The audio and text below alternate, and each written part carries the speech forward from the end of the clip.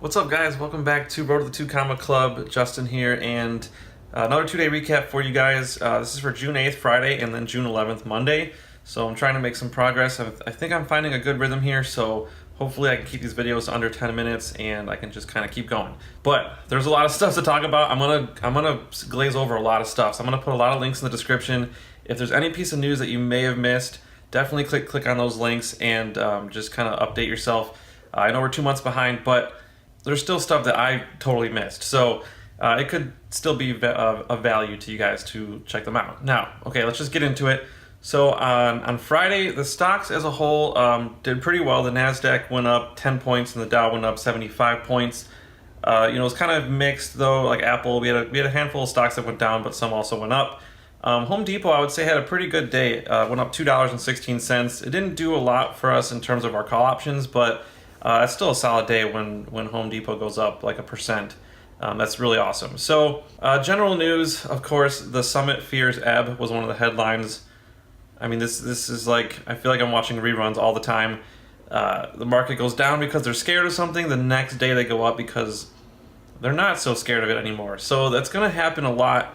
You're going to notice that while you read headlines, just keeping up to the current dates, like day-to-day stuff, you're going to notice that does happen.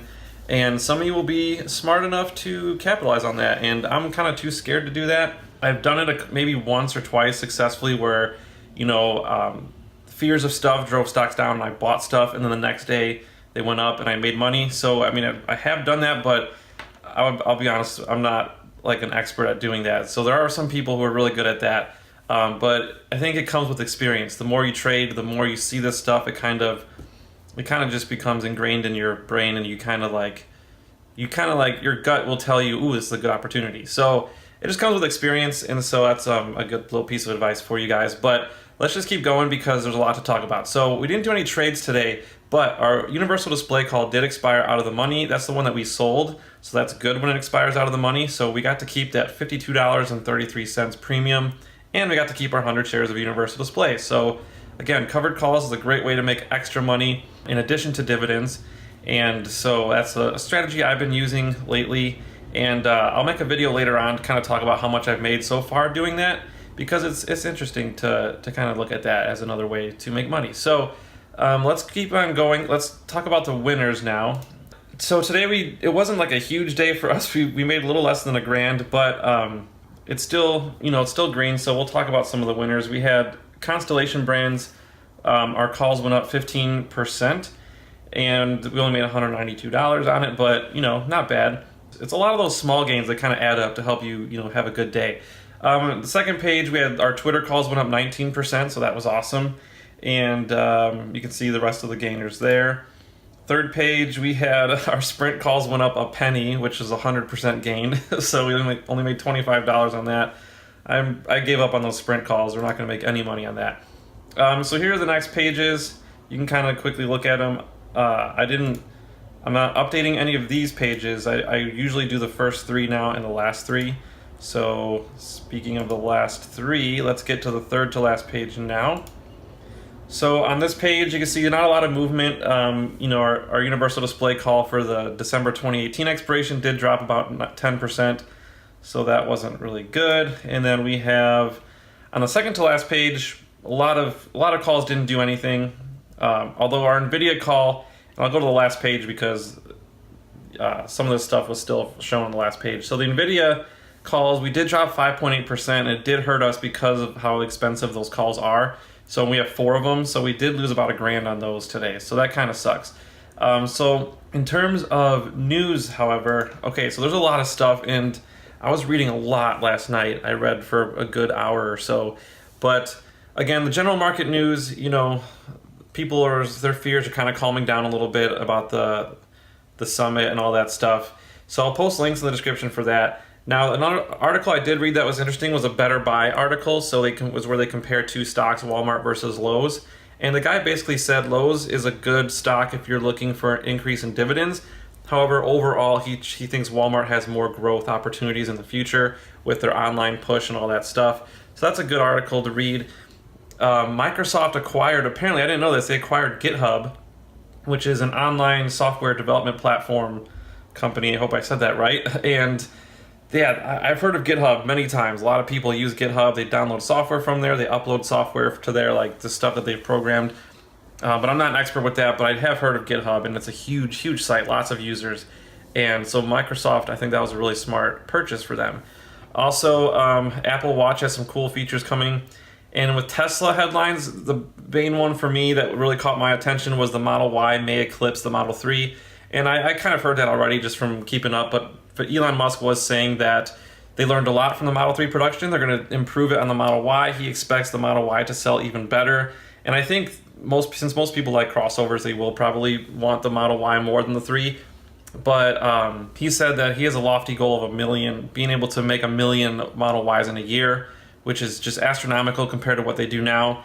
But if they can, improve their manufacturing, I think that's very possible. I mean, they're learning a lot, and it's very interesting to see what they've been learning about that. Now, Twilio, I don't know if I've talked about this in the last year's vlogs. Like, I used to invest in them. I don't know if it was 2016 or 2017, but if it was 2017, I'll try to go back in my videos and look, but I used to invest in Twilio. Now, if you're not familiar with Twilio, they're like an online communications platform, software company, whatever. And they're basically, if you ever downloaded Uber and was using it, and like the driver would text you to say, "Hey, I'm coming," whatever, that communications aspect of that app, Twilio is the one who kind of makes that software for them to be able to use that. And a lot of apps use Twilio, even WhatsApp uses them. And when I first invested in them, they were doing really well. However, they were really heavily relying on like WhatsApp and Uber as for main parts of the revenue. Then Uber decided to not use Twilio anymore and to kind of create their own in-house communication, and Twilio stock just got hammered. And I ended up selling probably under $30 a share, and it's now well past that. It's like, I think last I checked, like $70 a share or something like that. It's crazy how much they've been growing, and the main reason they've been able to do that, and I'll post a link in the description for this article, but it talks about all the stuff they've been doing, but they've mainly been focusing on just getting more customers, customer acquisition, so that they're not so reliant on like 2 or 3 big players for their revenue. So if you want to look at Twilio, I think I'm going to look into getting back into them, even though they're much higher than they used to be. They got a lot of good growth opportunities, I think, so I might be investing in them in the near future. But definitely give that a look. Okay, so we're going to end that day on that. Now let's talk about June 11th on Monday. The stock started out pretty well, but then they started coming down at the end of the day. But the Dow did finish up 6 points, so that's fine. And NASDAQ finished up 14 points. Whenever they finish in the green, I am totally happy. So, and we actually did pretty well. Our positions did really well. You can see Tesla went up $14 a share. And Amazon went up, so we have a call on Amazon. So whenever they go up, that's usually really good for us. But so we closed at 197,000. We made about $4,500. Let's see. Roku also had a really good day. They went up $2.22 a share, which was about, I think, over 5%. They closed at $41 a share. Now I did do a trade today. So because I have the Universal Display stock, 100 shares, I sold another covered call. Now they were trading at $96.55 at the time, and I sold a call to expire this coming Friday, June 15th, and then the strike for 101, I came a little bit lower, so I made a little bit more money. So I made $57.33 after the fee. So again, I consider that bonus money as a stock, a shareholder of Universal Display, because it's an addition to dividends that you can get. They don't pay a lot of dividends anyways, so it's a good way to make extra money on the stock. And again, it just any bit helps when you're losing money with that stock. So, which we've been doing. So our biggest winners, of course, Tesla, Roku. Tesla did, we went up 15% on our Tesla call with a 320 strike, and we made a little over $1,000, a little over 1,100 actually. So that was by far our best performer. Our Google call did go up 18%, but we're struggling with that one right now just because our strike is so high. But I'm not giving up on them yet. I'm going to hold on to them a little bit longer. Google is a solid company, so I'm hoping that their stock will kind of rally, hopefully within the next couple of months. Now, let's go to the second page now. Our Roku calls, you can see they went up 37%, which is awesome. But because they're not worth a whole lot right now, we only made $304 with our 2 calls. But that's still, I consider that a great day, so I'm happy about that. Let's go to the third page. We have another Roku call that we have went up 20%, so that was awesome. Our hemp shares went up 9%, so that was awesome. Okay, so here are the next 4 pages. I didn't do any corrections with these, so they may be right, they may not be, but since they're such in the middle of the pack, they didn't really do much. As you can see here, our daily gain, like our day gain for T-Mobile, for example, was like $9. So not a lot to talk about here. So let's just go to the third to last page. You know, no movement on Groupon Lamb Research. We did have that universal display call with the -1. That's our covered call that we sold, and so we want that to go up. So that's good. And then second to last page, not a lot of movement here because, you know, we had mostly winners today, so there's not going to be a lot of losers. And, you know, here's the last page, which shows, yeah, we didn't do too bad. So that's awesome. Okay, now let's talk about the articles. I'm going to quickly go over them, and I'm going to put links in the description. So much happening. So there was that G7 summit. You know, it was pretty crazy. Trump pissed a lot of people off like he usually does. But now apparently people are now looking forward to the North Korea summit. Again, this is old news by the time you're watching this, so I'll just post links in the description. The thing that really caught my attention was the Boeing headlines. I did not know, and comment if you knew this or didn't know this, comment below. Did you guys know that Rolls-Royce also makes jet engines for planes? I did not know that. I did a lot of research on that because I was like, wait, I thought they make cars. Well, apparently, when they merged, they eventually split off into 2 separate companies. So one of them makes airplane engines, one of them makes cars. Now, the engine part of them, like that company, is doing not so well right now. They made some engines for a couple different planes. They found out that there was some big issues with them, and it might take 3 years to fix them all. That's really bad news. So that was just, I did not know anything about that. So I thought that was pretty interesting. So I'll post a link in the description below for that.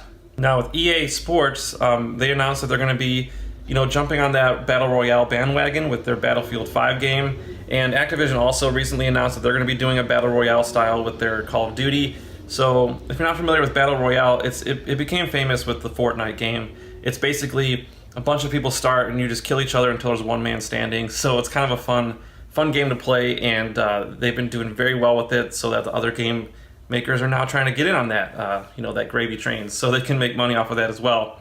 So I'll post links in the description for that. Lots of good articles about EA Sports. Or not EA, Electronic Arts. Why did I say EA Sports? Sorry. Anyways, Facebook. So these articles are about Facebook's Instagram, how Instagram is going to be a huge growth driver for them. And if you're on social media, I think you know that, because Instagram is definitely really popular and it's been growing a lot, despite people not trusting Facebook, and they've been losing kind of trust with their customers, but they've been kind of going to Instagram, and Facebook owns Instagram, so it's kind of like not that all bad for them. Universal Display, they signed another long-term agreement with Visionox Technology, so that's always good when they sign into those long-term OLED agreements because they provide the components and they make money off of that. So last but not least, Tesla again. Headlines include, you know, Musk promising full self-driving for their next autopilot update, and this other article talks about a big miner. I forget where it is they're located, but they're investing heavily in nickel mining, and yeah, that's pretty much it. So if you like this video, please hit that like button and subscribe if you haven't already. And again, comment below what your opinions were on the Rolls-Royce. Have you ever heard of that before? I'm just interested to know how many of you guys knew that, because it's pretty interesting. So thanks again for watching, and we'll see you guys in the next one.